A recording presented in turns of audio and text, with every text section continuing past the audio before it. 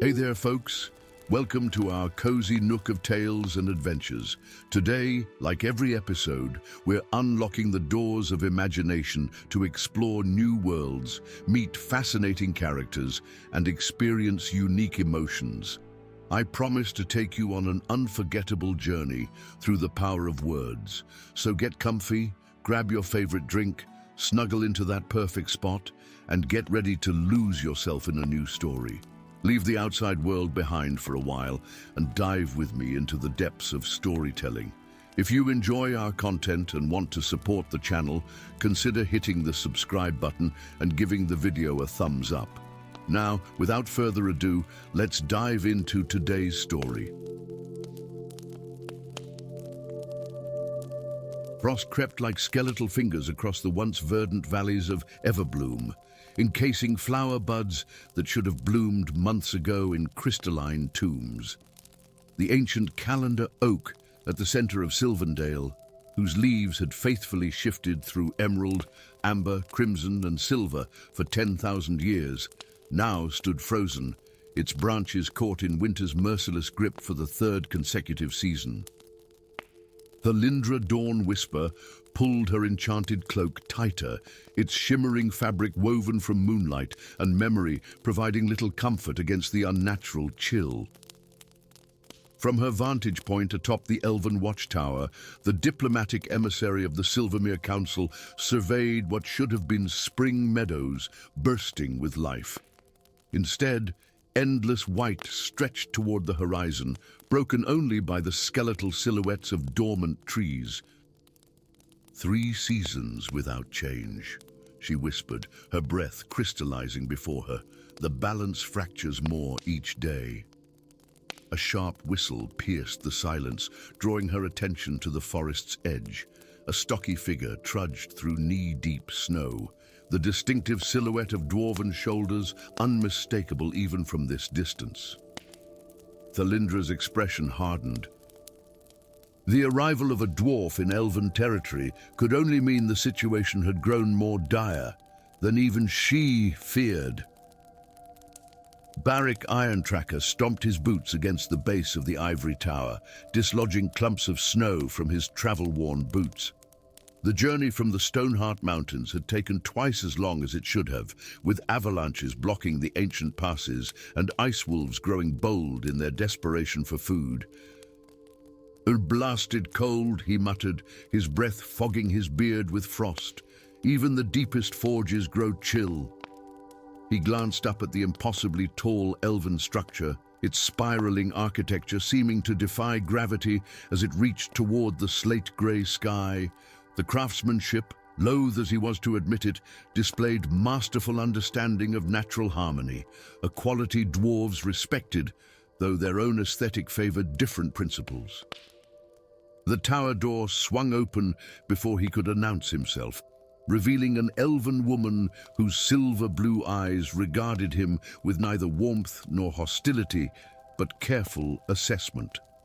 Her platinum hair was braided with tokens he recognized as diplomatic insignia, and the staff at her side hummed with dormant power. Emissary Thalindra, Barrick bowed slightly, the gesture costing his pride but honoring the gravity of his mission. I bring word from the Stoneheart Council. The Equinox scepters have awakened. The elf's composed expression faltered for just a moment. Then the legends are true. The eternal winter comes not from natural causes. Aye, Barrick nodded grimly. Something or someone has corrupted the seasonal guardians. The Chamber of Ancient Records lay deep beneath the elven city of Silvendale, its crystal walls illuminated by perpetual foxfire that cast dancing shadows across millennia of preserved knowledge. Thalindra moved with practiced efficiency, her fingers trailing along tome spines until finding the text she sought. Here, she announced, laying open a book bound in bark that seemed to pulse with life, despite the preservative enchantments upon it. The Concordat of Elemental Harmony.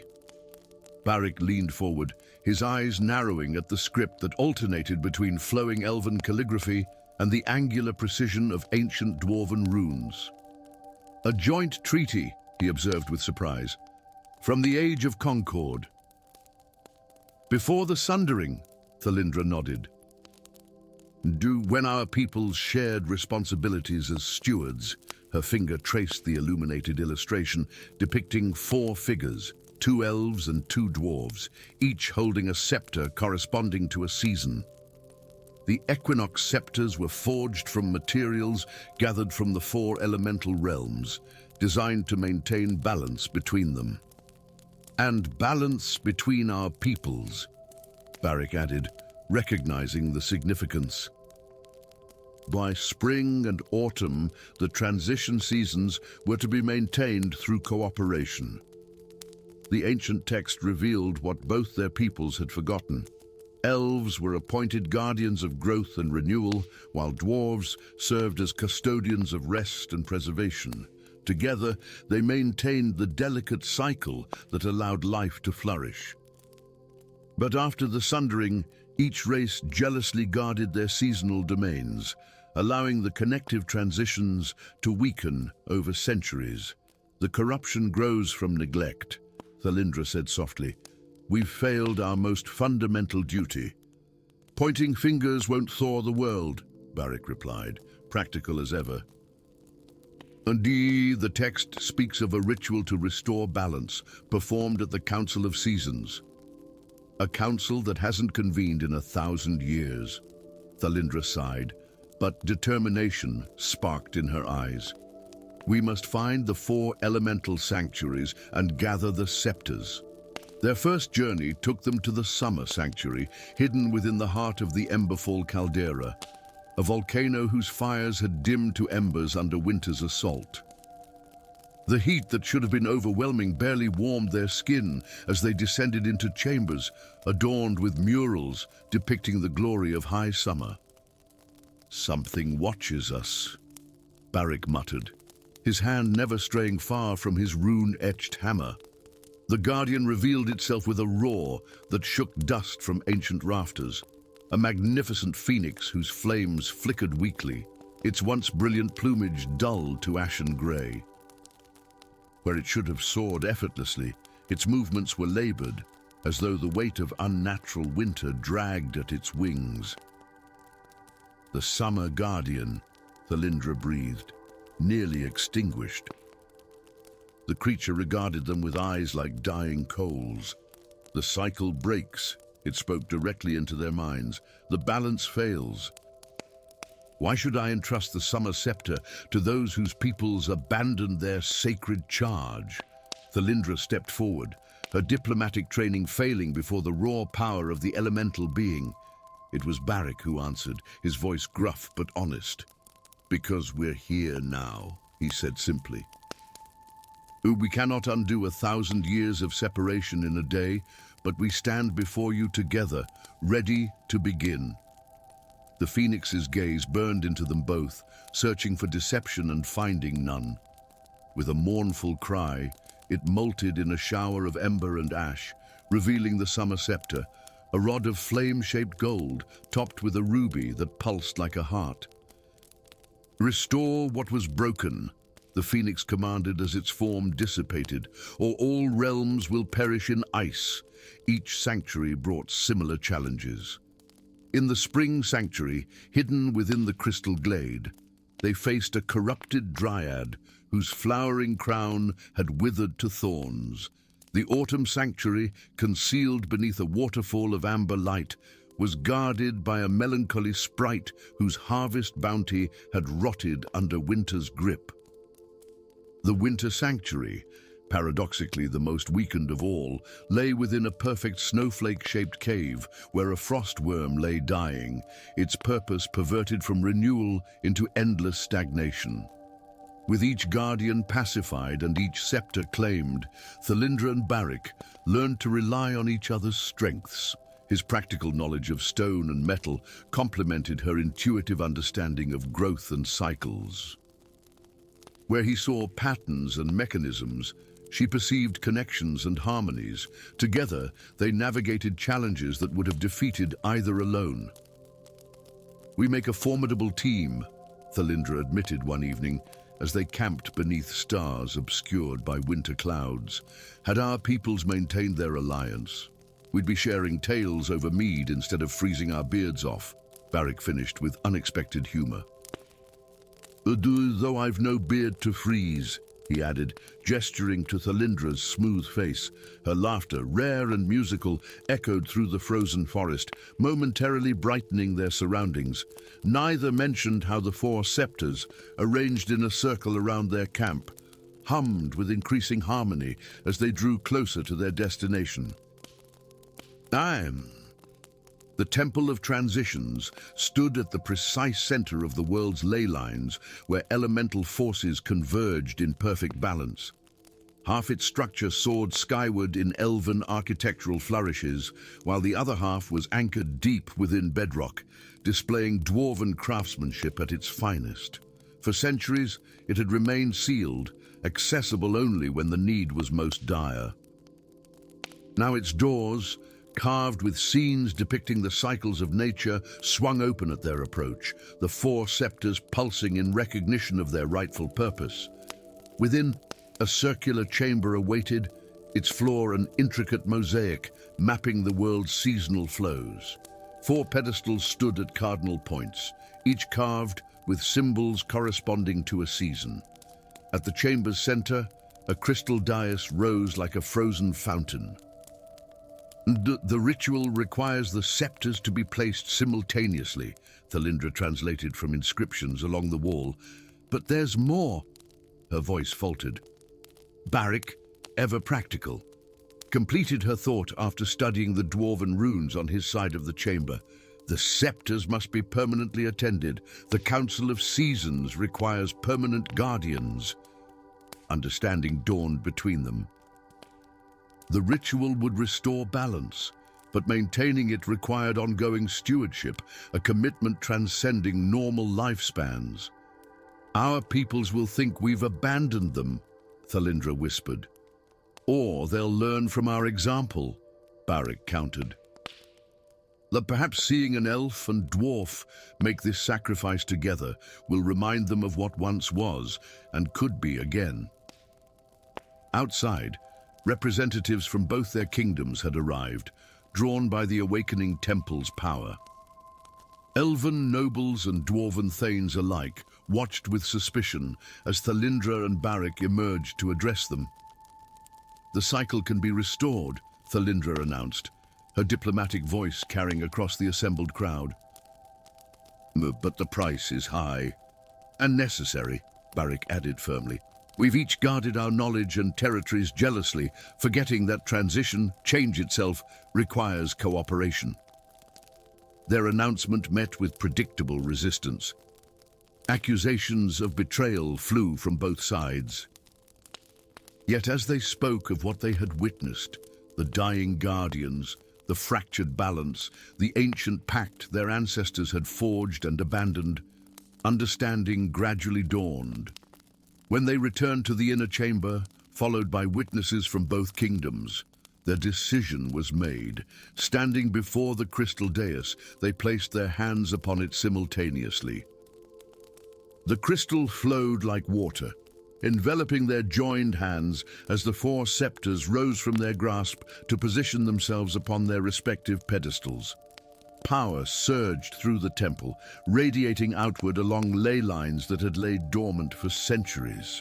Outside, the first signs of thaw appeared, droplets of water falling from icicles, snow receding from south-facing slopes, buds cautiously swelling on frozen branches.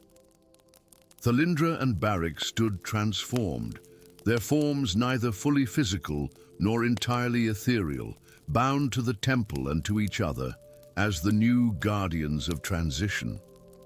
It will take generations to fully restore what was lost, Thalindra observed, watching through the temple's crystal windows as elven and dwarven representatives departed, separately but with new understanding. Aye, Barik agreed, but they'll return. Each equinox and solstice, they'll come to the Council of Seasons, and perhaps in time they'll remember how to transition between differences as naturally as the world shifts between seasons. Outside, the calendar oak shed its first ice crystal, revealing a tender green bud beneath, the first sign of spring in a world awakening from its long winter. Story 2. The twin moons of Eldamir hung like watchful eyes above the whispering forest, one silver, one copper, casting an ethereal glow over ancient trees whose canopies intertwined to form natural cathedrals. Within this celestial light, a delicate crystalline key pulsed with an inner radiance, its intricate elven runes flickering like captured starlight. Ilarial Light of Dawn pressed her palm against her chest, feeling the resonance of the dawn key through the enchanted silk of her robes, its rhythm matching her heartbeat in an unsettling harmony that had begun 3 nights prior. "The prophecy cannot be awakening now," she whispered to the ancient oak that housed her observatory tower. "Not when the Council of Seasons approaches its millennium gathering. Hundreds of leagues away, beneath the imposing silhouette of the Iron Spine Mountains, Drogath Mountain Breaker cursed as the dusk key burned against his skin, its dwarven sigils glowing with amber fire through the leather of his workshop apron. The artifact, passed down through 7 generations of his clan, had never before displayed such potent magic. Its pulsation sent tremors through the workshop's stone floor, causing his meticulously arranged tools to clatter in protest. "Blasted elven magic," he growled, though he knew the accusation was only half true. The dusk key was as much a creation of his ancestors as it was of elven enchantment, a fact that troubled him more than he cared to admit. The crystal hall of Luminaire glittered with arcane light as Ilariel strode past columns of enchanted quartz, her silver-embroidered cloak billowing behind her. Fellow mages bowed respectfully, though their eyes betrayed unease at her unexpected appearance before the High Council. "Arch-wizard Thalorian," she addressed the eldest elf, whose beard cascaded like a waterfall of moonlight to his knees. "The Dawn Key has awakened. The ancient pact demands action." Murmurs rippled through the assembled mages. The Dawn Key was more legend than reality to most, a relic from the Age of Union, before the Great Sundering had severed the bonds between elves and dwarves 3,000 years ago. "You speak of matters best left to dust and shadow," Thalorian replied, his voice carrying the weight of centuries. "The Dusk Key rests with the mountain dwellers, who would sooner craft goblets from our skulls than honor ancient alliances." Ilariel's eyes flashed with defiance. "The prophecy cares nothing for our prejudices, Arch-wizard. When the keys pulse in unison, the eternal eclipse approaches. I must find the keeper of the Dusk Key." "You would trust a dwarf?" The question hung poisonous in the air. "I would trust the wisdom of our ancestors," she countered, "who forged these keys together for a purpose greater than our division." In the subterranean council chamber of Khazdoram, Drogath faced similar resistance. The chamber's vaulted ceiling, supported by pillars carved to resemble ancient dwarven heroes, seemed to press down upon him as he presented his case. "Lajub, the Dusk Key stirs, Lord Thane," he announced, unwrapping the artifact from layers of protective cloth. Its amber glow cast long shadows across the bearded faces of the dwarven elders. "The old texts speak of its awakening as a harbinger of doom."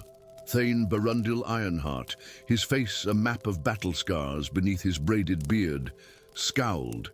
"And you would have us seek out tree-dwelling spellweavers for answers. The same elves who claimed our mountain halls were defiling their precious forests." Drogath's fingers tightened around the key. "I dislike it as much as any dwarf with stone in his bones, but the Dusk Key cannot fulfill its purpose without its twin, the Dawn Key." "Then let the elves come to us," Barundil countered, striking the stone table with his fist. "If their precious world is also at risk, let them bow their haughty heads for once." Fate, however, cared little for the stubborn pride of either race. As Ilariel descended the crystalline staircase of Luminaire, a spectral vision assaulted her senses. A mountain pass she recognized from ancient maps, a stone archway emblazoned with symbols of both elven and dwarven craft, and a shrouded figure extending a hand from which amber light poured. At that same moment, Drogath, riding his mechanical clockwork steed through the mountain tunnels, was struck by a vision of his own, an elven observatory beneath twin moons, a silver key raised toward the stars, and eyes the color of spring leaves searching the heavens with desperate intensity. Their reluctant journeys began with neither blessing nor curse from their respective councils, but with the undeniable pull of destiny and the increasingly urgent pulsations of the keys they were sworn to protect. The Mistral Pass, where the ancient borders of elven and dwarven territories had once met in harmony, now stood as neutral ground, claimed by neither race but haunted by the memories of both. It was here, beneath the shadow of the Monument of Severance, a towering archway half-carved in flowing elven style, half in geometric dwarven patterns, that Ilariel and Drogath first encountered one another. Recognition was instantaneous and mutual. The keys in their possession practically sang to each other, their pulsations perfectly synchronized, casting intermingling lights of silver and amber across the weathered stone. "So the elves did send someone," Drogath remarked, his voice gruff but lacking the expected hostility. "You're younger than I imagined a keeper would be." Ilariel studied the dwarf with eyes that missed nothing, the masterful craft of his armor, the intelligence behind his stern gaze, the way his hand hovered protectively over the pouch containing the dusk key. "As are you," she replied. "The stories speak of grey-bearded guardians hunched with the weight of centuries." "Stories," Drogath snorted, "written by those who've never set foot in a dwarven hall." Their uneasy introduction was interrupted by the whistling of arrows, black-shafted and tipped with serrated metal that gleamed with unnatural purple light. Both warriors moved with practiced precision, Ilariel raising a shimmering arcane barrier, while Drogath rolled behind a stone outcropping, his hand already drawing a mechanical crossbow from his back. "The cult of the eternal eclipse," Ilariel called out, recognizing the purple sigils burned into the arrowheads. "They've been tracking the keys, awakening. Then they know what we've only begun to suspect," Drogath replied, firing a bolt that found its mark in a shadowy figure's shoulder. "The prophecy is unfolding." Their journey became a desperate race across landscapes neither had fully explored, through ancient elven ruins reclaimed by wilderness, along hidden dwarven highways abandoned after the Sundering, and across neutral territories where both their peoples were viewed with suspicion. The cult pursued them relentlessly, their numbers growing as word spread of the keys, awakening. In the whispering library of Ethereum, hidden within a mountain whose peak was perpetually shrouded in mist, they discovered scrolls written in the unified script of the Age of Union, texts that had been systematically removed from both elven and dwarven archives. "Our peoples didn't drift apart," Ilariel realized, her voice hollow with the weight of revelation as she translated the ancient script. "They were deliberately separated by those who feared the power of our union." Drogath's fingers traced illustrations depicting elves and dwarves working side by side, creating wonders neither race could achieve alone. "The keys were forged to ensure we could reunite if the need ever arose. And the greatest need approaches," a voice interrupted from the shadows. They turned to find an ancient guardian, neither elf nor dwarf but something older, its form shifting between solid and translucent. "The eclipse comes not to darken the world for a day, but for an age." The path to the Temple of Duality led them through trials that tested not only their individual strengths, but their ability to trust and complement one another. Ilariel's magic and Drogath's artifice, when combined, created solutions that would have been impossible for either alone. As they traveled, pursued always by cultists whose numbers grew like a gathering storm, a reluctant respect blossomed between them. Drogath came to admire the elf's intuitive understanding of magical energies, while Ilariel marveled at the dwarf's ability to create mechanisms of extraordinary precision and ingenuity. "No, we were meant to be allies," Drogath admitted one evening as they camped beneath the boughs of an ancient oak that reminded Ilariel of home. "Our strengths and weaknesses balanced like perfectly counterweighted gears. Yet now, our peoples would rather see the world end than acknowledge our interdependence," Ilariel replied softly, her fingers absently tracing the contours of the Dawn Key. The Temple of Duality rose from the mists of the Convergence Valley like a monument to possibilities abandoned. Half its structure soared in graceful elven spires, while the other half was anchored by the solid, intricate stonework of dwarven masonry. At its center stood a mechanism of breathtaking complexity, a model of the cosmos with twin keyholes positioned precisely where the representation of Eldermir's moons would align during the prophesied eclipse. They were not alone. The High Council of Luminaire and the Thane's Court of Kasdorum had arrived, not as allies but as rivals, each determined to claim the power of both keys for their own race. And behind them all, the cult of the eternal eclipse gathered, their leader a figure cloaked in shadows that seemed to drink the very light from the air around him. "Oh, the keys were never meant to prevent the eclipse," the cult leader announced, his voice echoing unnaturally. "They were meant to harness its power, power enough to reshape the very foundations of this world." "For what purpose?" Ilariel demanded. The Dawn Key clutched protectively against her heart. "To restore the balance that was lost when your races forgot their purpose," the figure replied. "Or to end this flawed creation entirely, should you prove unworthy of continuing." The cosmic mechanism began to move of its own accord as the moons outside entered their alignment. The keys in Ilariel's and Drogath's possession grew almost too bright to look upon, pulling toward their respective keyholes with a force that could barely be restrained. "If we use the keys," Drogath whispered to Ilariel, "we could direct that power to either salvation or destruction. And if we refuse," she asked, "then the eclipse proceeds unchecked and darkness claims all."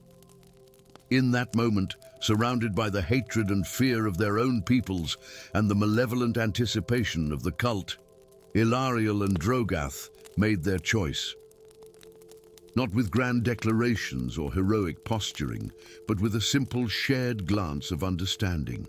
Together, they approached the mechanism, but instead of inserting the keys into their designated locks, they pressed them into each other's hands, the Dawn Key to the dwarf, the Dusk Key to the elf. "We reject the false choice," Ilariel announced, her voice carrying to every corner of the temple. "Neither dominance nor destruction, but unity and renewal," Drogath completed, raising the Dawn Key high. The temple filled with blinding light as the keys transformed in their wrong hands, revealing a truth hidden for millennia. There were never meant to be two separate keys, but one unified key held in trust by two peoples who completed each other. As the eclipse reached its zenith outside, casting the world in momentary darkness, the unified key illuminated the Temple of Duality with radiance born of balance restored. And in that light, elves and dwarves alike saw each other truly for the first time in 3,000 years, not as enemies, but as estranged family finally returned home. The cult leader's shadows dissolved in the radiance, revealing him as merely a construct of the collective fears and prejudices that had divided elves and dwarves for generations. And as the eclipse passed and light returned to the world, Ilariel and Drogath stood side by side, neither fully elf nor dwarf in spirit anymore, but guardians of a new age, an age in which the artificial boundaries between their peoples would begin, slowly but inevitably, to fade like mist before the dawn. Story 3. Deep beneath the Iron Root Mountains, where even the most seasoned dwarven miners rarely ventured, the rhythmic clink of Grimly Steelbeard's pick against ancient stone echoed through forgotten tunnels. The walls here bore strange markings, not the practical runes of dwarven wayfinding, but something older, more primal. Symbols that seemed to writhe when viewed from the corner of one's eye. Just a bit further, she muttered into her braided beard, the glowstone lantern at her belt casting long shadows across the cavern. 3 weeks of solitary exploration had led to this moment, a peculiar resonance in the stone that promised discovery.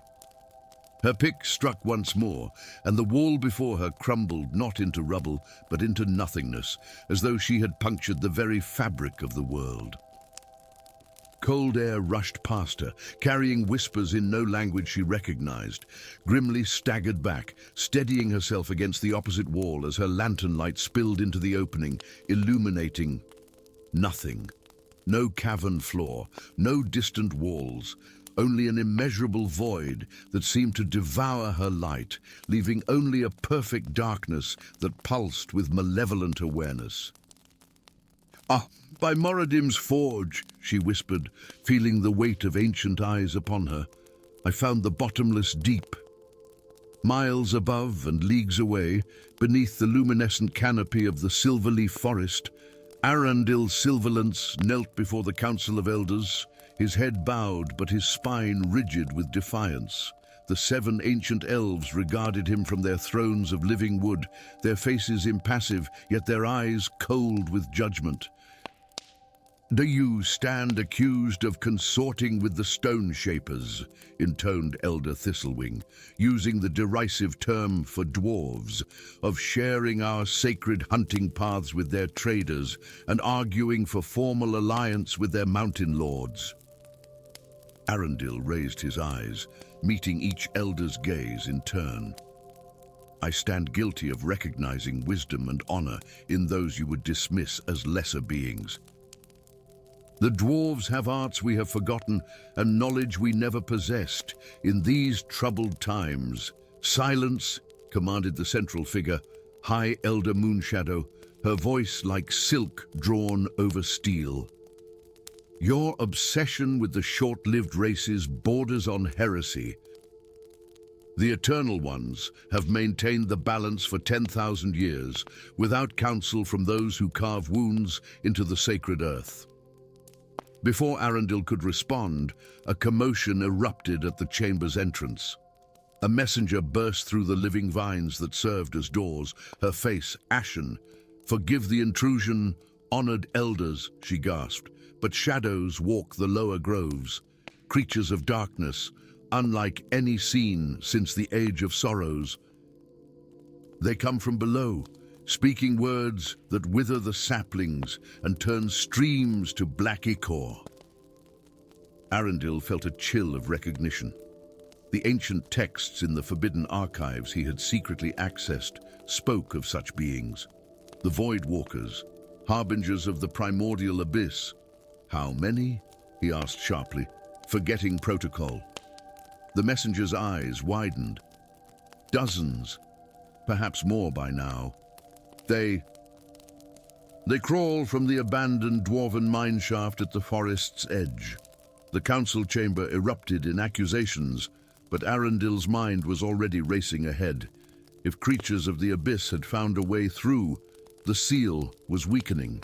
And if his forbidden studies were correct, neither elves nor dwarves alone could mend what their ancestors had jointly created. Their first meeting was hardly auspicious.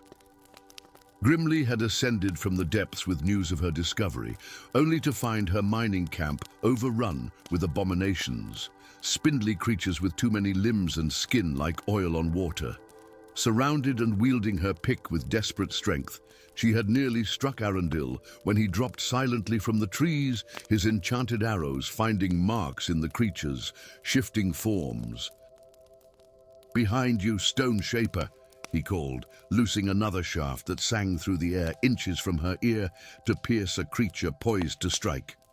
"Watch your aim, Tree Dweller," she retorted, even as she drove her pick through another attacker. These tunnels were sealed for a reason. They fought back-to-back, elf and dwarf, until the remaining creatures retreated into the shadows. Only then did they truly regard one another, Arundel with his silver-etched bow and armor of living leaves, Grimly with her rune-carved pick and beard adorned with semi-precious stones that marked her clan and achievements. "You know what these are?" Grimly said. Not a question, but an accusation. Arundel nodded grimly. "Void walkers, servants of the abyss. I've read ancient accounts." "Accounts?" Grimly snorted. "We dwarves have more than dusty scrolls. We have living memory, passed through the dreamstone from ancestor to descendant." She tapped a small bluish crystal woven into her beard. "These tunnels were sealed by the concord of two peoples. After the first incursion nearly devoured the world. The concord," Arundel breathed. "Then the forbidden texts speak truth. Elves and dwarves once stood as allied guardians against the abyss. Until your kind decided stargazing was more important than honoring ancient oaths," Grimly said, though with less venom than her words suggested. "And yours retreated ever deeper into your mountains," Arundel countered, "hoarding secrets that were meant to be shared." Their eyes met, silver-flecked green against deep amber, and something passed between them. Recognition, perhaps. Or the weight of shared duty long forgotten.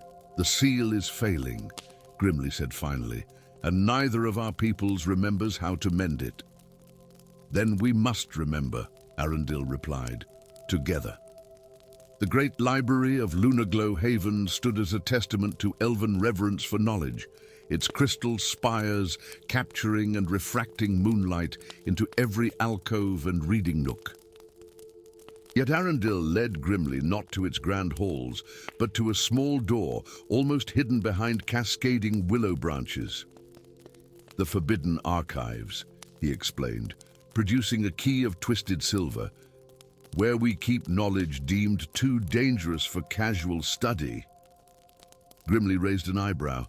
"And how does an archer come to possess such a key?" A ghost of a smile crossed Arundel's face. "I was not always an outcast. Before my controversial views regarding dwarves, I served as keeper of ancient histories. The chamber beyond smelled of dust and secrets, its walls lined with scrolls and tomes bound in materials Grimly could not identify." Arundel moved with certainty to a section marked with symbols similar to those Grimly had found near the abyss.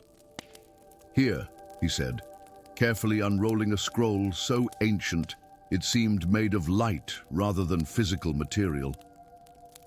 "The concord of two peoples, inscribed in the unified script." Together they pored over the document, Arundel translating the elven passages while Grimly deciphered the dwarven runes. The truth they uncovered was both illuminating and disturbing. The abyss, primordial, was no natural formation, but a wound in reality itself, a place where the structured world gave way to primal chaos. In the earliest days, when the world was young, both elves and dwarves had been appointed its guardians.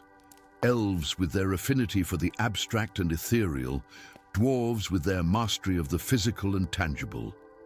Together, they had crafted the Great Seal, a metaphysical barrier that required both races to maintain. "The seal requires 7 anchors," Grimly read, tracing a diagram with her finger. "3 forged in dwarven fire, 3 grown in elven light, and 1 born of both," Arundel finished. "The bloodstone, created through the willing sacrifice of both peoples." They exchanged troubled glances. The bloodstone was described as a crystal, formed from the mingled blood of elf and dwarf, freely given and bound through ritual magic that drew power from both races' unique connections to the world. "No wonder the seal weakens," Grimly said softly. "With no cooperation between our peoples for 1,000 years, the bloodstone would have degraded to nothing." "And the other anchors?" Arundel asked. "My people still maintain the 3 forged anchors," Grimly admitted. "Though few know their true purpose, they are kept as sacred relics in our deepest vaults." "As are the grown anchors among my people," Arundel nodded.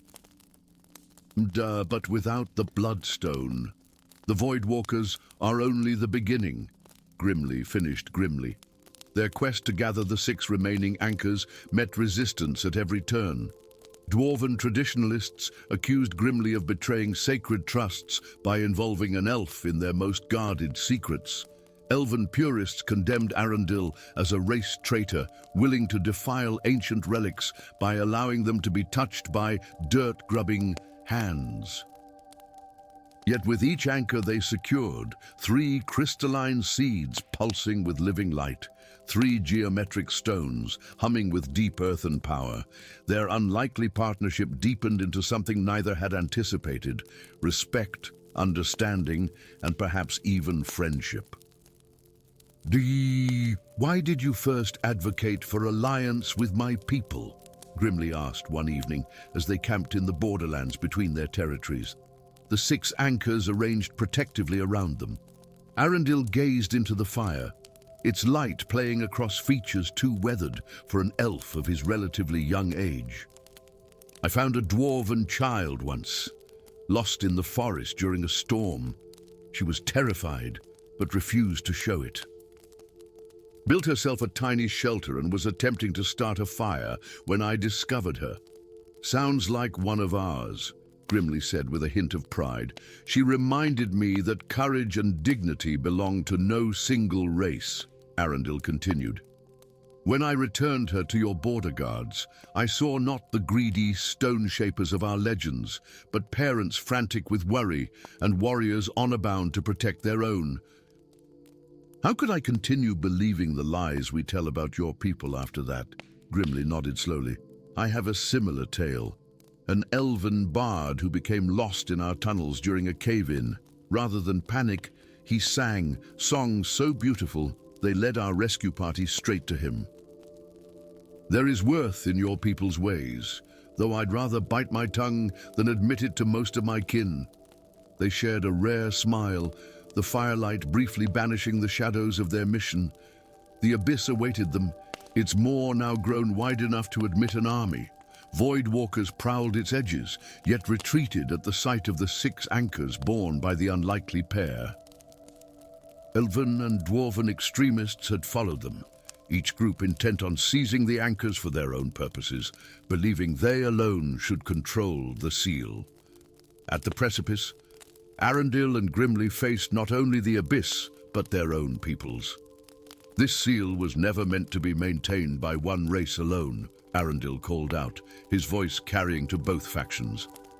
"The Concord was not merely an alliance, but a recognition of fundamental truth. Elves and dwarves balance each other as sky balances stone. The forged anchors provide structure and permanence," Grimly added, holding the dwarven artifacts high. "The grown anchors contribute life and adaptation. Neither can exist without the other, not indefinitely." Their words fell on mostly deaf ears, centuries of prejudice not easily overcome. Yet as the abyss pulsed with hungry anticipation, a few from each side moved to stand with them, those old enough to remember fragments of ancient wisdom or young enough to question inherited hatreds. "The final anchor must be created anew," Arundel announced, drawing a ceremonial blade across his palm. Blood welled, silvery in the light of the elven anchors. "I freely given, in recognition of shared purpose," Grimly continued, using her own knife to match his gesture. Her blood gleamed with subtle golden highlights, the heritage of the mountains flowing through her veins. As their blood mingled in a small basin carved from crystal and iron, something miraculous occurred. Rather than simply mixing, the fluids spiraled around each other, neither dominating nor yielding, forming patterns of increasing complexity until, with a flash of light that momentarily rivaled the sun, they solidified into a crystal unlike any seen before, part translucent like the finest elven glasswork, part dense and layered like masterful dwarven forging. The Bloodstone, reborn. With all 7 anchors placed according to the ancient diagrams, Arundel and Grimly began the invocation, words half sung by elven voice, half chanted in dwarven timbre, creating harmonies that resonated with the fundamental forces of creation. The anchors responded, light flowing between them to create a web of power that sank into the abyss, containing, constraining, sealing.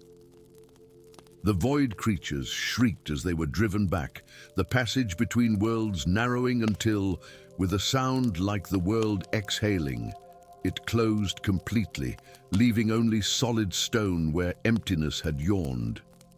In the silence that followed, elf and dwarf stood side by side, hands unconsciously clasped where their blood had mingled. Around them, members of both races regarded each other with new eyes, seeing not ancient enemies, but necessary counterparts in the world's great balance. "The seal will hold," Grimly said quietly, "but only if maintained by both our peoples."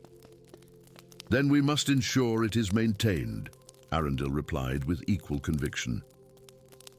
"Even if we must rebuild the Concord stone by stone, word by word, from the place where the Bloodstone now rested, embedded in living rock, a soft light pulsed, neither purely elven nor entirely dwarven, but something new and hopeful, born of difference united in common purpose. The guardians of the abyss had returned, and perhaps, in guarding against the darkness below, they might also find the light to illuminate a new path forward, together. Story 4. The melody died mid-note, leaving an unnatural silence hanging in the air of the whispering woods. Lyra, Twilight Star's fingers froze against her moonharp strings, her eyes widening as the enchantment that should have illuminated the forest path with dancing lights simply failed. The ancient instrument, passed through 20 generations of elven bards, lay inert in her hands for the first time in memory. "Impossible," she whispered, her voice unnaturally loud in the magic-bereft silence. Even the forest itself seemed to hold its breath, the usual symphony of night creatures conspicuously absent. Overhead, the twin moons of Eldamere, one silver, one blue, cast conflicting shadows through the canopy, creating patterns that resembled ancient runes upon the forest floor. Lyra traced them with her gaze, recognition dawning in her silver-flecked eyes. These were the sigils of silence, marks described in the oldest elven texts as harbingers of the soundless time. The shadow chants had begun, deep within the Ironheart Mountains. Thorek's steady hammer awakened with a jolt as the eternal flames of the ancestral forge, which had burned uninterrupted for 17 centuries, suddenly diminished to mere embers. The chamber, usually alive with the orange glow of sacred fire and the rhythmic clanging of ceremonial hammers, fell into disquieting dimness. The dwarf warrior's hand instinctively moved to the leather pouch at his belt, feeling the reassuring outline of the jagged stone fragment within. The last shard of the Destiny stone pulsed weakly against his palm, a troubling development, as the artifact typically radiated power strong enough to warm the entire chamber. "By Moradam's beard," Thorek muttered, his voice echoing off ancient stone walls, adorned with the heroic tales of his ancestors, carved in angular dwarven runes. The deep songs speak true. The silencing comes. He had dismissed the whispers from the deep mines as superstition, tales of an ancient evil returning to steal the voice of magic itself. Now, as the forge lights dimmed further and the stone's pulse faltered, doubt crumbled like poorly forged metal. The Council of Harmonies convened in the crystal spires of Starlight Haven, 7 elven elders seated in a perfect circle beneath a domed ceiling that mirrored the night sky above. Lyra stood at the center, her moon harp clutched tightly against her embroidered robes. The shadow chants have begun, just as the twilight scrolls foretold, she reported, struggling to keep her voice steady. My songs fall silent when they should awaken magic. High Counselor Elenial Dawnweaver, eldest of the elven bards, closed her eyes in momentary grief. Then, it is as we feared. The Void Singers seek entrance to our realm. We must consult the Scroll of Convergence, insisted Councillor Thalindel, his usually melodious voice sharp with urgency. Murmurs of protest rippled through the chamber. The scroll contained knowledge from the Age of Unity, before elves and dwarves had separated their kingdoms and knowledge. Some considered it heretical even to acknowledge its existence. But the scroll speaks of a convergence of voices, Elenial said quietly. Elven song and dwarven chant united to counter the silence. Lyra's heart quickened. You mean we must seek aid from the mountain kingdoms, from the dwarves? Not just any dwarf, Elenial replied, her ancient eyes fixing on Lyra with uncomfortable intensity. The keeper of the stone. The last fragment of what once united our peoples. The great hall of Moria echoed with shouts and the pounding of mail-clad fists against wooden tables.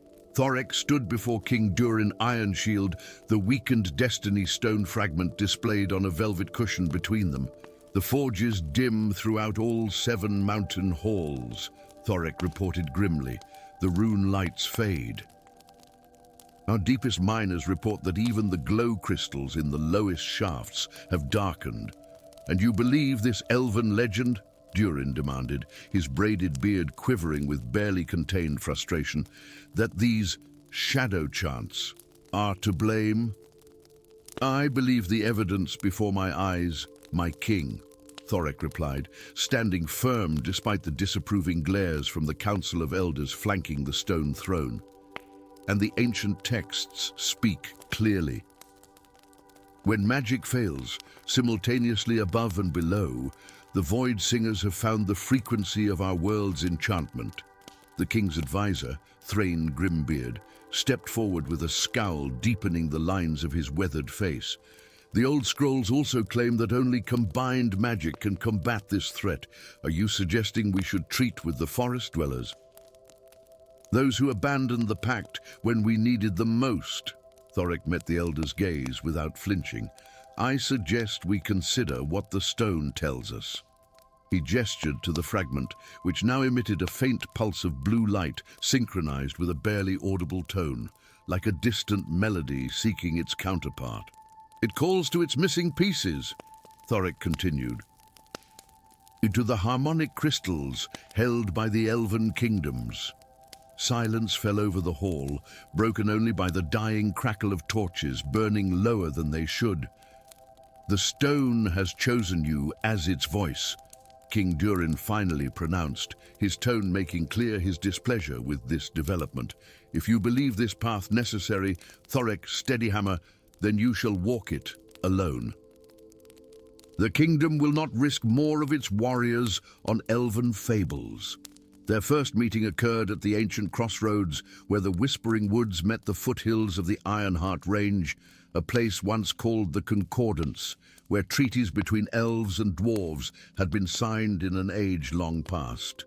Now it stood neglected, its ceremonial stone circle overgrown with moss and memory. Lyra arrived first, moonharp strapped to her back, her silver blonde hair partially braided with tokens denoting her status as a voice of the council. She paced the perimeter of the stone circle, trailing fingers over runes carved by artisans of both races, runes that once glowed with shared magic but now lay dormant. The dwarf's approach was unmistakable, confident footfalls and the occasional clink of armor. Thorek emerged from the mountain path, his stout figure silhouetted against the dawn light. Intricate runes adorned his armor, and his auburn beard was braided with metal clasps marked with his clan's insignia. At his belt hung the leather pouch containing the precious fragment. "So the elves did send someone," he remarked, his deep voice carrying across the clearing.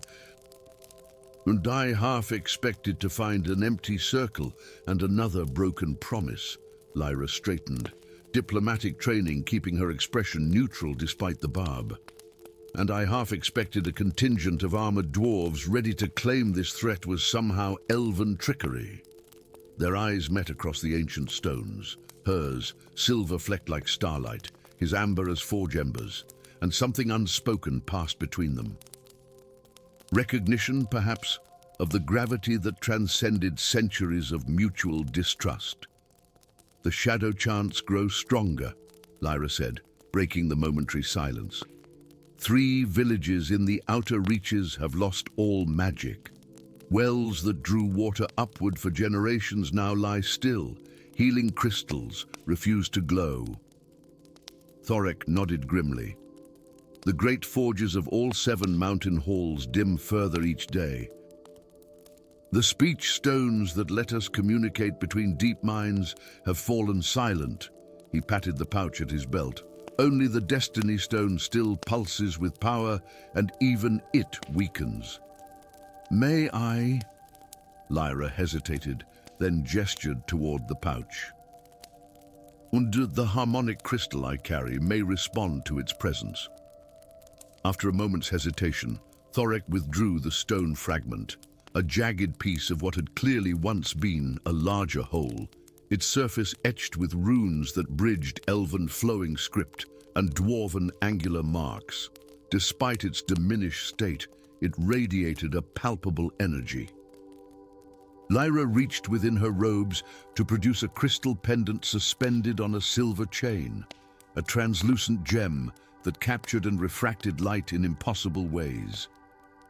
As she held it near Thorek's fragment, both artifacts brightened, the stone emitting a deep, resonant hum, while the crystal produced a high, clear note. "Harmony," Lyra whispered, just as the scrolls described. "Parts of a greater whole," Thorek agreed reluctantly. "Why, but the legends speak of 7 pieces in total, even if we combine these 2. "We must find the others," Lyra finished. "The Temple of Forgotten Harmonies is said to contain another fragment, hidden when our peoples divided their knowledge. And the deep vault beneath the eastern range likely holds one more," Thorek added. Though no dwarf has breached its defenses in 5 centuries.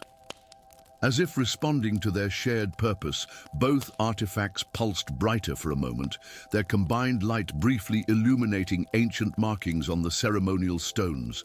A map, hidden in plain sight for millennia, visible only when elven crystal and dwarven stone united their light. "The convergence path," Lyra breathed in wonder. 7 shrines, Thorek observed, studying the revealed map with a craftsman's precision. 7 fragments to recover.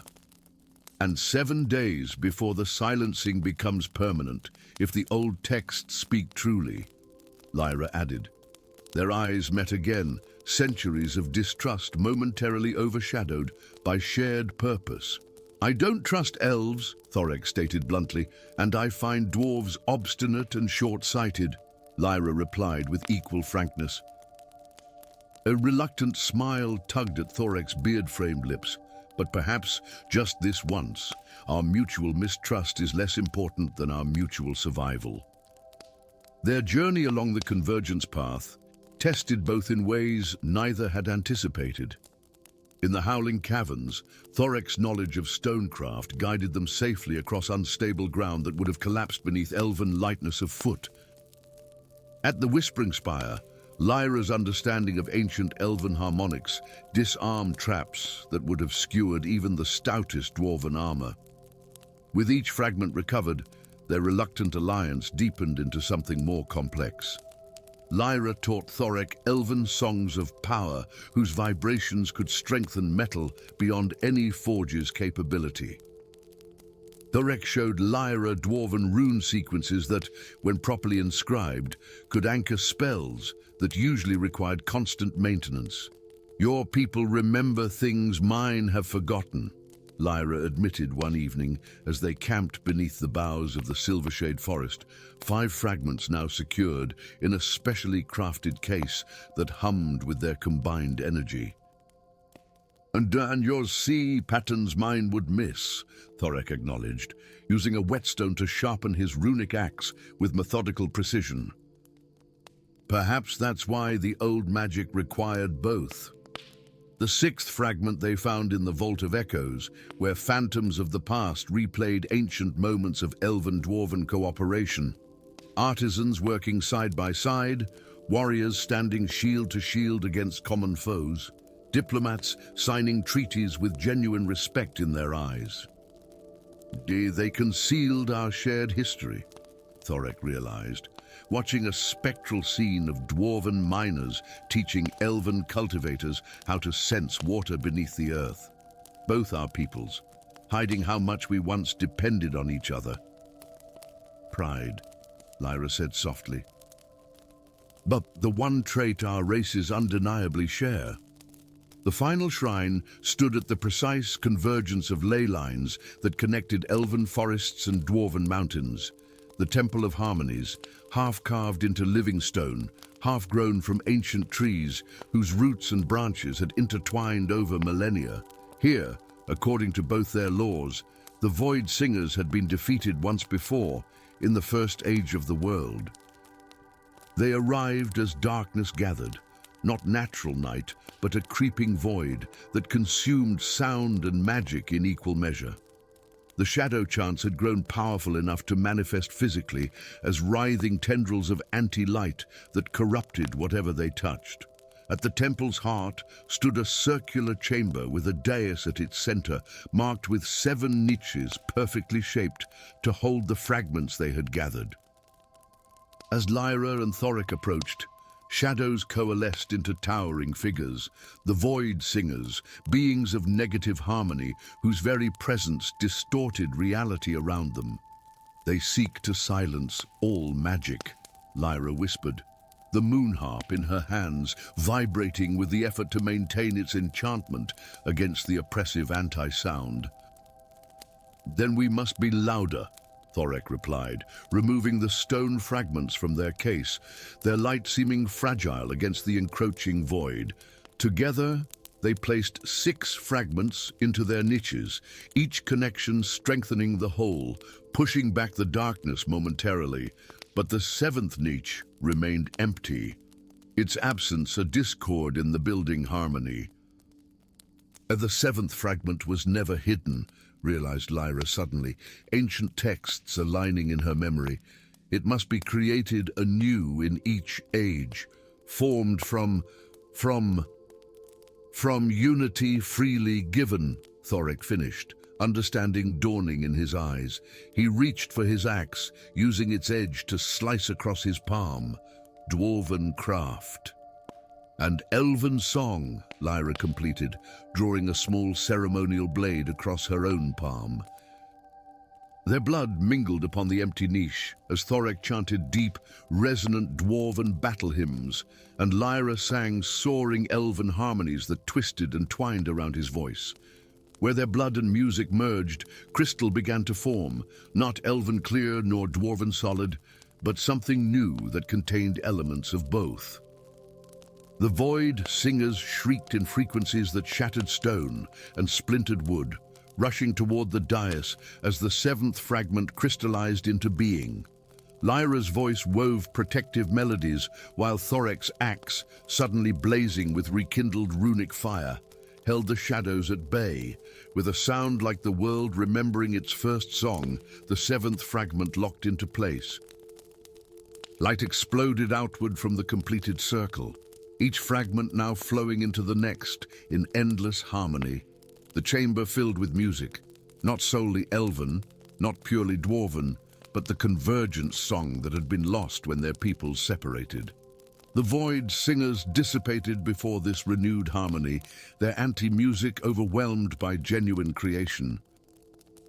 As the song expanded outward along ley lines and mountain tunnels, through forest paths and across rivers, magic rekindled throughout the lands of both kingdoms. In the Temple of Harmonies, an elf and a dwarf stood side by side, watching as the 7 fragments melded into a single perfect gemstone, the restored Destiny Stone, neither claiming it solely for themselves but understanding at last that its power was never meant to be divided. "Our peoples will resist," Thorek said quietly as the song's echoes settled into a sustainable hum. "They always have," Lyra agreed, "but they will also listen. They must." She gestured to the stone, now floating gently above the dais, pulsing in time with both their heartbeats. "Some harmonies, once heard, cannot be forgotten, and from that day forward, in both the crystal spires of elven havens and the stone halls of dwarven kingdoms, a new song was added to their respective histories, the Song of Two Kingdoms, whose melody could only be fully realized when sung together." Story 5. The ancient trees of Lumineth wept silvery tears. Where once their luminous leaves had cast an ethereal glow across the forest floor, now they drooped, dimmed, their life magic seeping away like water through cupped hands. Prince Thalaron Dawn Shadow stood beneath the eldest of them all, the heartwood oak, whose roots were said to touch the very soul of the realm, and watched in silent horror as another branch withered before his eyes, its leaves blackening and falling like dying stars. "The 3 centuries I have walked beneath your boughs," he whispered, placing a slender hand against the massive trunk. Beneath his touch, the bark felt fevered, pulsating with a wrongness that made his ancient elven blood run cold. "And never have I felt such corruption. The elders of the Silvermere Council claimed it was merely a cycle, a natural ebb in the forest's magic that would right itself in time. But Thalaron had consulted the Archive Crystalline, delving into forbidden histories that spoke of a similar corruption from the Age of Sorrows. Those records, half-shattered and jealously guarded, hinted at a solution that filled him with dread and distaste in equal measure. Only the amuletto of Silvanar could purify the forest's essence, and only the dwarven smiths of Moria possessed the knowledge to forge it. A soft rustling caught his attention, not the gentle whisper of leaves, but the deliberate approach of his sister, Elindra Moonweaver, royal lore-keeper and the only other elf who shared his concerns. "The council refuses to acknowledge the truth," she said without preamble, her eyes silver as moonlight on still water, reflecting the dying glow of the heartwood. "May they speak of patience while our forest dies. Then I shall act without their blessing," Thalaron replied, straightening to his full height, the circlet of silver leaves adorning his brow, catching what little light remained in the glade. "I will seek audience with the mountain lords." Elindra's expression tightened. "You speak of dwarves, brother. Those who cleave the sacred earth and delight in the death of growing things. I speak of necessity," he countered, though the words tasted bitter on his tongue. "The old texts are clear. The amuleto requires star-fallen metal, which only they know how to forge without destroying its essence. The mountain paths are not safe," Elindra warned, "and even if you reach Moria, they have little love for our kind. Not since the Battle of Silverpine Ridge." Thalaron's jaw clenched at the memory, not his own, but inherited through the ancestral songs that preserved elven history. 300 years ago, elven warriors and dwarven miners had clashed over boundary rights, blood spilling into mountain streams that carried the grudge into both kingdoms. "Some things transcend ancient quarrels," he said softly, though doubt colored his voice. "The forest's magic sustains more than just our realm." As if in response, another branch cracked and fell, its impact echoing through the unnaturally silent woods like a funeral drum. The forges of Moria sang with the rhythm of hammers striking anvils, a symphony of creation that resonated through stone halls carved with the precision of master artisans. Grimir Ironbeard wiped sweat from his brow, his powerful arms gleaming in the orange glow of the smithy fire as he examined the blade taking shape beneath his hammer. "Too brittle," he muttered, detecting flaws invisible to less experienced eyes. With a disgusted grunt, he thrust the half-formed sword back into the flames, watching as the metal surrendered to the heat. Dwarven smithing was patience incarnate, a fact the surface dwellers, with their fleeting lives and hurried crafts, could never appreciate. Grimir had spent 20 years perfecting his craft, another 30 establishing his reputation, and the last decade mourning the family he had lost to elven arrows. His wife and daughter had been gathering gemstones along the disputed borderlands when an elven patrol mistook them for claim jumpers.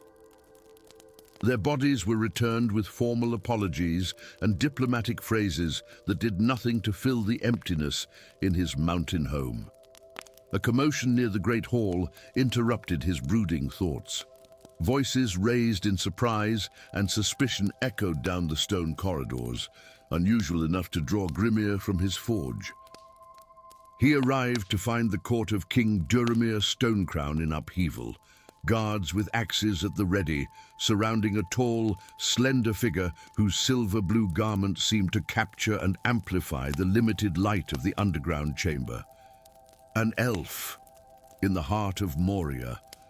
"I seek audience with your master smiths," the elf was saying, his melodious voice somehow both commanding and diplomatic.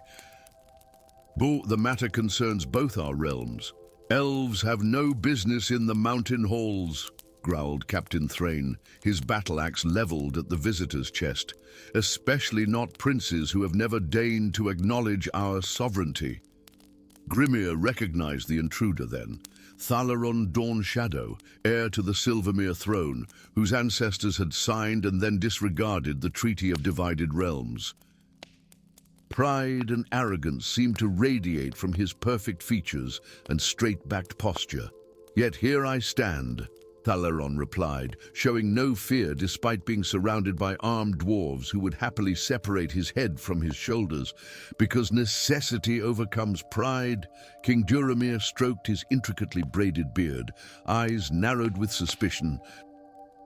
"Why, what necessity would drive an elven prince into the domain of those he considers beneath him?" "The Lumineth forest dies," Thalaron stated bluntly. "A corruption spreads through its roots, one that will eventually reach even your mountain streams and underground rivers." Murmurs rippled through the gathered dwarves.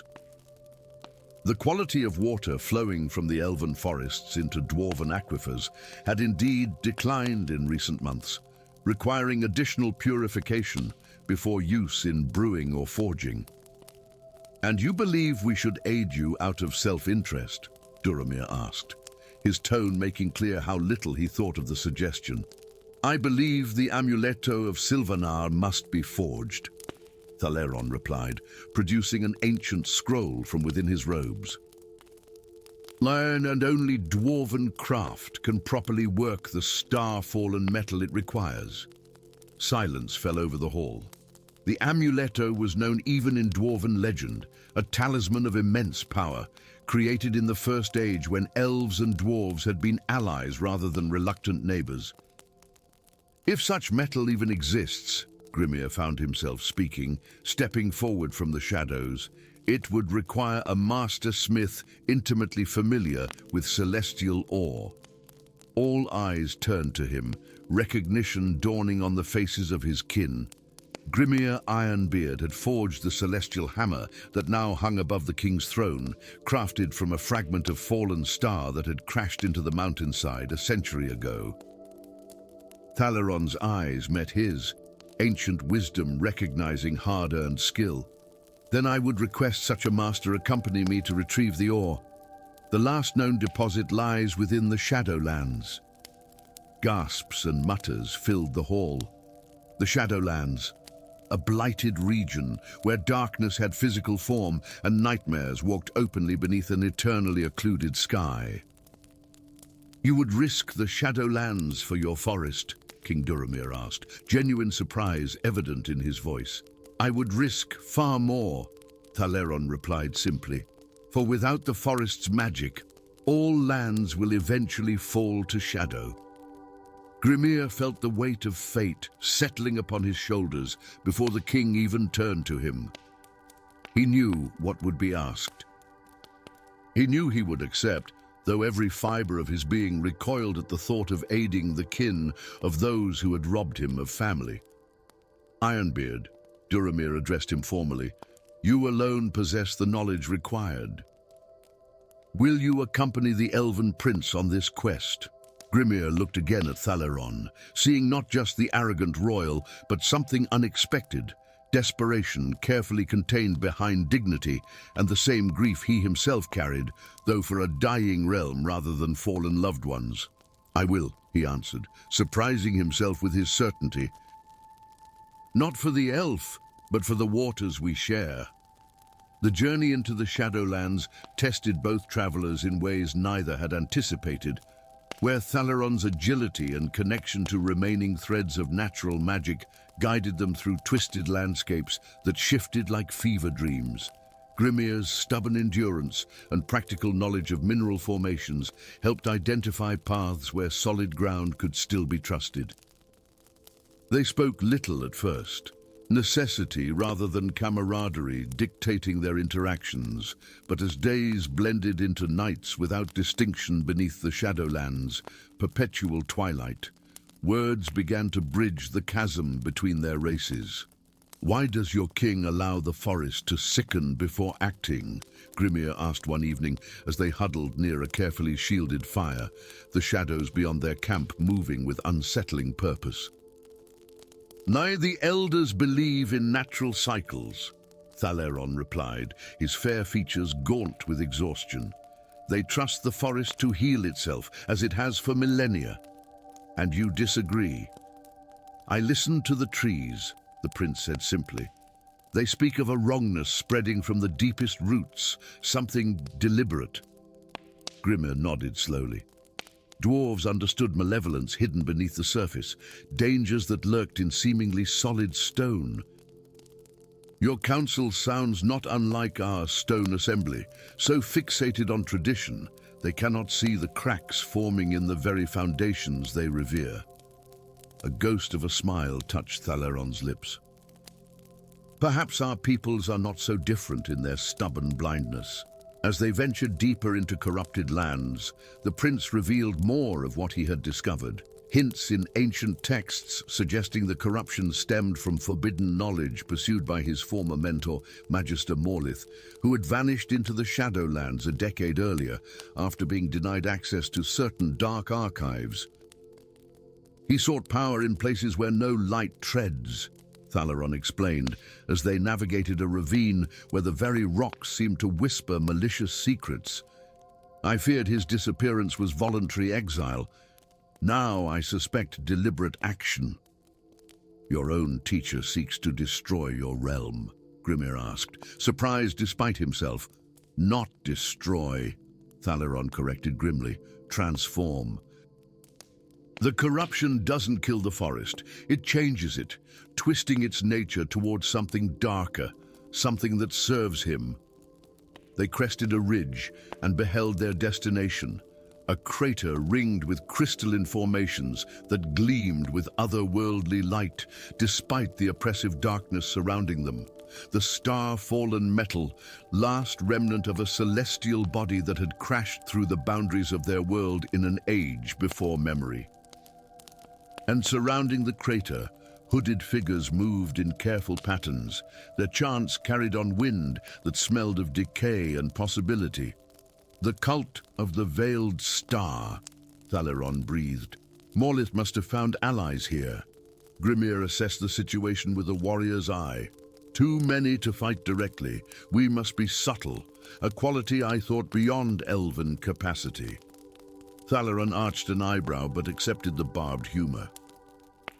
And I thought dwarves incapable of any approach save the direct assault. It seems we both have much to learn. Through shadow and stealth, they infiltrated the cultists' camp.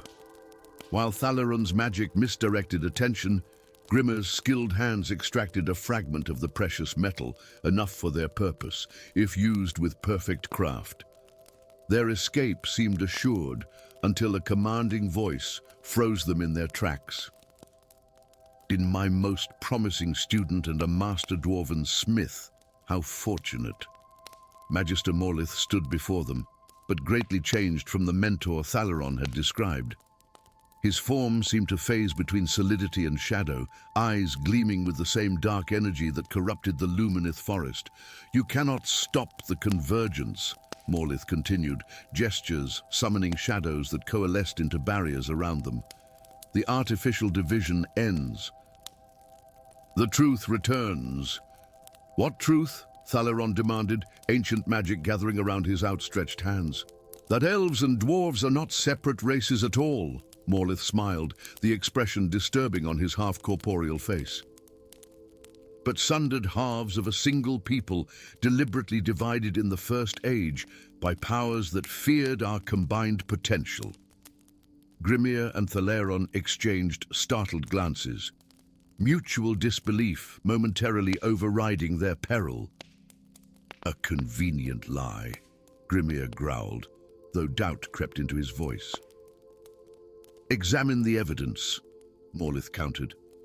"Why do your peoples share such similar lifespans, so different from humans? Why can both channel magical essence, though through different methods?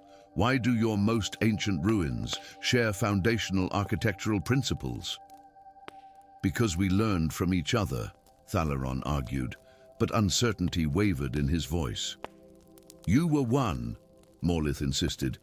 "The sundering split not just your cultures, but your very essence, elves claiming the spiritual and abstract, dwarves the physical and concrete. The corruption you seek to halt is actually restoration, the rejoining of what was unnaturally divided." In the moment of their shocked silence, Grimmir acted, hurling a vial of alchemical fire that momentarily disrupted the shadow barriers. He grabbed Thalaron's arm, pulling the prince from his stunned reverie. "True or false, we have what we came for," the dwarf hissed. "Oh, we must flee now?" They escaped into tunnels too narrow for Morlith's transformed state to follow, the star metal clutched in Grimmir's pouch. But the Magister's revelations pursued them like shadows, impossible to outrun.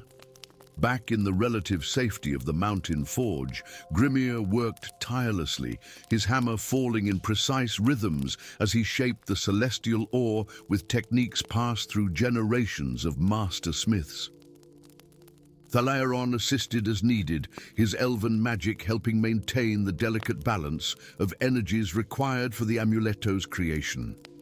Neither had spoken of Morlith's claims, yet the words hung between them, casting doubt on the very foundations of their identities.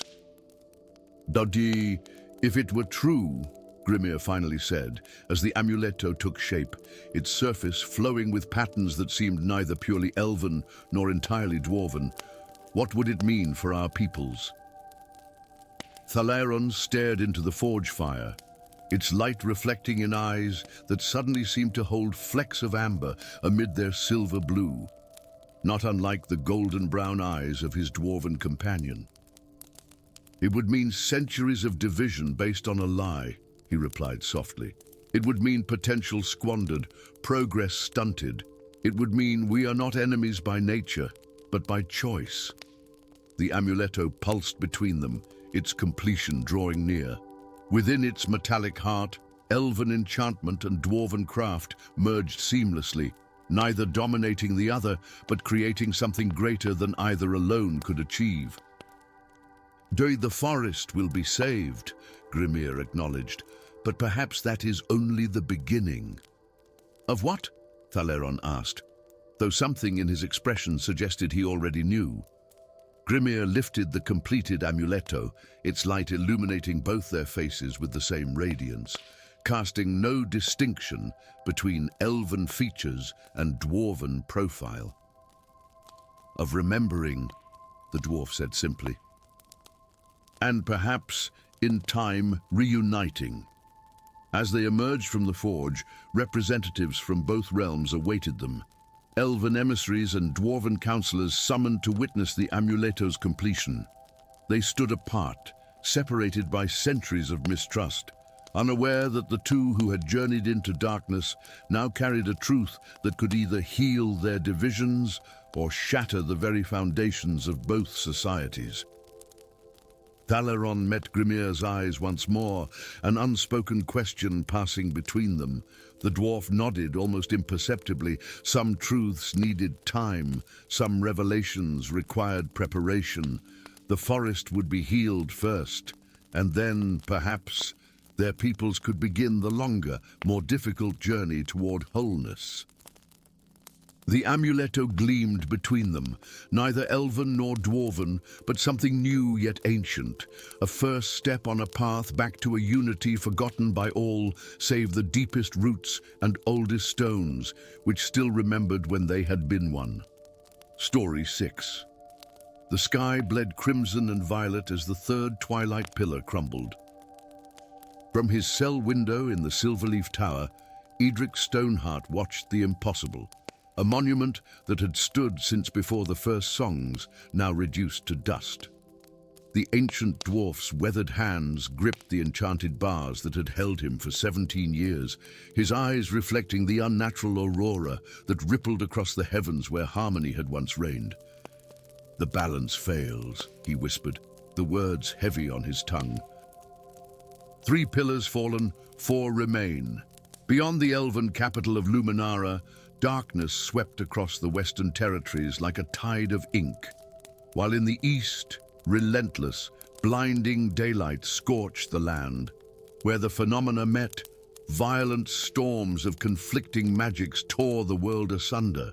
The sound of hurried footsteps pulled Edric from his contemplation.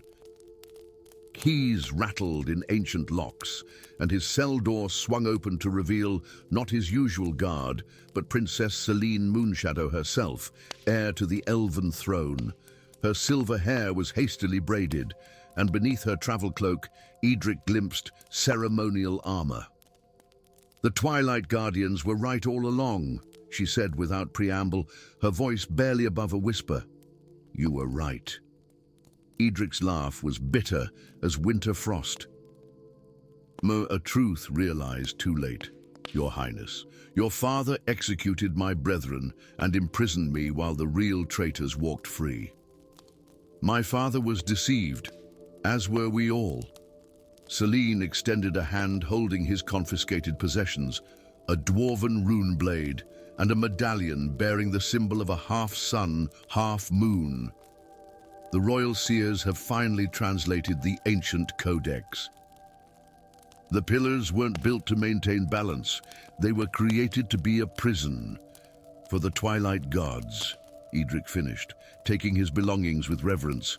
"We've always known. Then you know what their release means." Selene's eyes, the color of twilight itself, held a desperate plea. "You are the last guardian.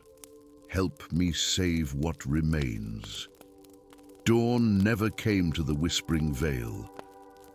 What should have been morning light manifested instead as waves of spectral radiance that cast no shadows. Animals fled in confusion, and plants withered beneath the unnatural illumination. Edric and Selene traveled swiftly through the distorted landscape, avoiding the main roads where the princess would be recognized. The unlikely pair, dwarf and elf, prisoner and royalty, made for a strange sight in the few villages they passed. Centuries of uneasy peace between their peoples had never truly healed the wounds of the ancient wars. "The 4th pillar lies 3 days. Journey north, at the Crown of Thorns," Edric said as they made camp beneath a copse of silver-barked trees, whose leaves continuously shifted between summer green and autumn gold. "If the pattern holds, it will be the next to fall." Celine unrolled an ancient map inscribed on star-leaf parchment. We need the star fragments to restore the pillars. The texts speak of 5 shards scattered after the binding war. 6, Edric corrected. He removed his medallion and twisted it apart, revealing a small crystalline shard that glowed with inner light. The Guardians protected one. The others lie in places of power: the Frostfire Peak, the Abyssal Trench, the Crystal Forest, the Desert of Whispers, and the Chamber of Echoes. A terrible screech split the air, causing both companions to reach for their weapons. From beyond the tree line emerged a creature of nightmare, a writhing mass of shadow and light locked in eternal conflict, vaguely humanoid, but with limbs that stretched and contracted unnaturally. "Light Devourer," Edric growled, his rune blade humming with ancestral magic. The fissures between worlds grow wider with each fallen pillar. The creature moved with terrifying speed, but Celine was faster. Her moon-silver bow sang, and arrows of pure light struck the Devourer, momentarily disrupting its form. Edric seized the opportunity, invoking ancient runes carved into his blade. The weapon blazed with balanced light, neither day nor night but the sacred twilight itself, and cleaved through the creature. Instead of falling, the Devourer shattered into dozens of smaller entities that swirled around them like a cyclone of broken reality. "They cannot be destroyed by conventional means," Celine shouted over the otherworldly howling. Edric's response was to slam his blade into the earth and chant in the forgotten tongue of the first dwarves. A dome of twilight energy expanded outward, and where it touched the fragmented Devourers, they dissolved into motes of balanced light. The effort left the old guardian trembling. "That was but a scout," he said grimly. They grow stronger and more numerous with each passing day. The Crown of Thorns, a circular mountain range whose peaks resembled a royal circlet, loomed before them. At its center stood the 4th pillar, a spire of opalescent stone that shimmered between states of solidity and etherealness. Around its base, figures in dark robes performed a ritual, their chanting carrying on the unnatural winds. "Be the Twilight Cult," Celine whispered from their vantage point on a neighboring ridge. "They believe the return of the ancient gods will usher in a new age of enlightenment." "Fools," Edric spat. "The ancients know nothing of enlightenment. They are primal forces of chaos who walked the world when stars were young." They watched in horror as the cultists completed their ritual. Cracks like veins of lightning spread up the pillar's surface, and with a sound like the world itself sighing, the monument began to crumble. Celine nocked an arrow. "We must stop them before they reach the 5th pillar." But Edric stayed her hand. "It's too late for this one. Look there." He pointed to a swirling vortex forming where the pillar had stood. "The seal weakens." "We haven't much time." From the vortex emerged a figure of impossible proportions and beauty, its form shifting between genders and species, trailing stardust and void in equal measure. The cultists prostrated themselves before it, only to be consumed in bursts of radiant darkness. "Neferis the Unconstrained," Edric whispered in dread recognition. "And the first of the Twilight gods to walk free." The entity's gaze swept the landscape, and for a terrible moment seemed to lock with Edric's own. A voice like crystal bells and thunder spoke directly into their minds. "The pillars fall. The prison weakens. The balance dies. I remember you, little guardian. Your kind trapped us in twilight eternal. Now we shall remake this world in glorious chaos." As quickly as it had appeared, Neferis vanished in a burst of light and shadow, leaving devastation in its wake. "We cannot face the gods directly," Edric said, his voice hollow. "Our only hope lies in restoring the pillars before the remaining seals break." The weeks that followed tested the limits of their endurance. Across a world increasingly torn by chaos, Edric and Selene raced against time. In the Frostfire Peak, they battled elementals of conflicting natures to claim the second fragment. Beneath the abyssal trench, they navigated the ruins of a civilization consumed by a previous attempt to harness the gods' power. In the Crystal Forest, they negotiated with the last living oracles, ancient beings who had participated in the original binding. With each fragment retrieved, Edric grew more solemn. "There is something the Guardians never revealed," he confessed, as they approached the Desert of Whispers, the sky above them a maddening kaleidoscope of day and night. "The final binding requires a sacrifice." Selene, no longer the sheltered princess but a battle-hardened warrior, met his gaze unflinchingly. What manner of sacrifice? A perfect balance. Life force of equal parts light and shadow freely given. His ancient eyes held centuries of burden. In the old days, a dwarf and an elf would join their life forces, becoming the keystone of the binding spell.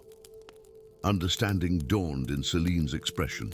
That's why the Guardians were always formed of dwarf-elf pairs.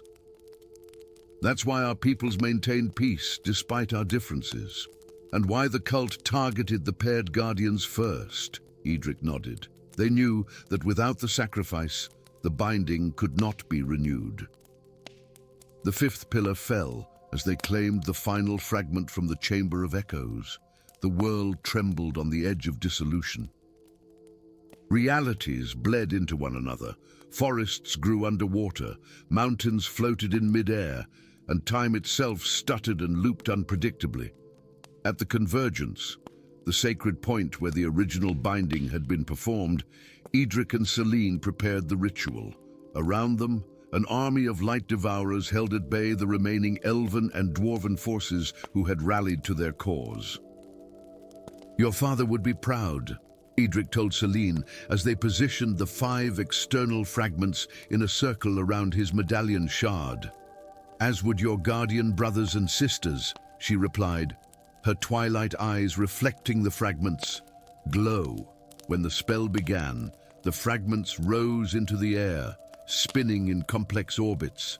Edric and Selene stood back to back at the center, their hands clasped. The ancient words of binding flowed from them in perfect harmony, his voice deep as mountain roots, hers clear as starlight. In the darkening skies, the forms of 3 freed twilight gods converged upon them, their rage manifesting as storms of impossible physics and colors unknown to mortal eyes. "You cannot bind what is eternal," they spoke as one. "We are the before and after of creation, and we are its guardians," Edric and Selene responded in unison. As the binding spell reached its crescendo, Edric squeezed Selene's hand one final time. "For balance," he whispered. "For twilight," she answered. Their physical forms dissolved into pure energy, one gold, one silver, which spiraled together to form a perfect twilight essence. This power shot upward, connecting with the spinning fragments, which in turn expanded outward in a wave of restoration. Where the fallen pillars had stood, new spires of twilight crystal erupted from the earth, stronger than before. The freed gods howled in rage as they were drawn back into their prison between worlds. The light devourers dissolved into harmless motes of balanced light. As the world settled into its proper rhythm once more, neither dwarf nor elf remained at the convergence. But atop each restored pillar, a small crystal flame burned, half gold, half silver, eternal guardians of the twilight balance. In the years that followed, the peoples of the realm would tell the tale of Princess Selene and Guardian Edric, whose sacrifice restored the pillars of twilight. Dwarven and elven emissaries would meet annually at the convergence to honor their memory, gradually rebuilding the trust between their kingdoms. And sometimes, in that perfect moment between day and night, when the world balances on the edge of twilight, Those with the gift of true sight claim they can see two figures walking together among the pillars, dwarf and elf, guardian and princess, forever bound in the twilight between worlds.